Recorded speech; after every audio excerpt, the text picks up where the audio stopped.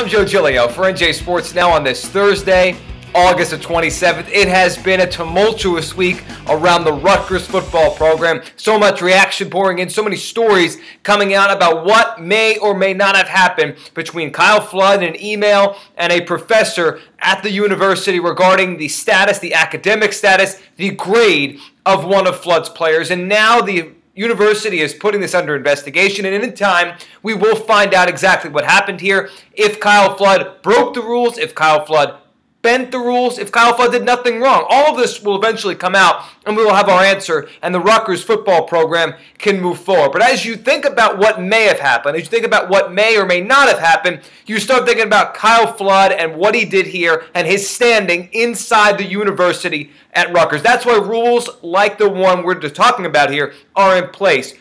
College football coaches should not be allowed to coerce or talk to professors about the grades of their players. There's too much power associated with being the head football coach of any team in major college football, but especially in the Big Ten here. And when there's power, there comes responsibility with it. That's why the university opened up their own investigation to exactly find out what happened here. But as you move forward and you think, what may come from this? That's always the next part of this. What may come? What may be disciplined? If Kyle Flood is totally innocent, we move on from this. Rutgers plays their season, and this is simply a footnote in the summer of 2015. If he is proven to have done something wrong here, something against the rules that Rutgers laid out, and he knows the rules in his contract and his standing in the university, well, then there's a serious discussion to be had. And the one thing we all have to remember here, if you like Kyle Flood as a coach, if you don't like him as a coach, you think he's a smart football mind, or you think he doesn't know what he's doing from a recruiting and football aspect,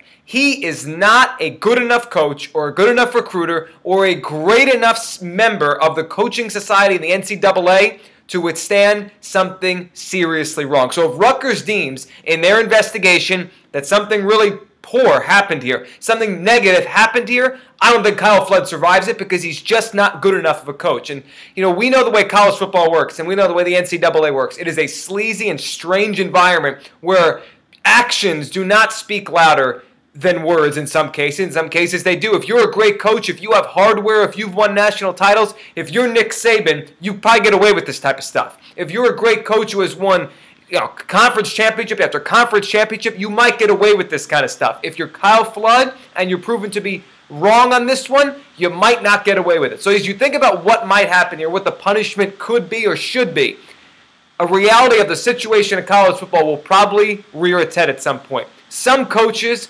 fair or not, have collateral to get by no matter what they do. A lot of coaches have collateral to get by if they do something a little bit wrong. A coach like Kyle Flood, I don't think he's done enough that if he did do something wrong, which he may not have, but if he did, I don't think he has enough collateral to survive and thrive the rest of his time at Rutgers. I'm Joe Giglio for NJ Sports.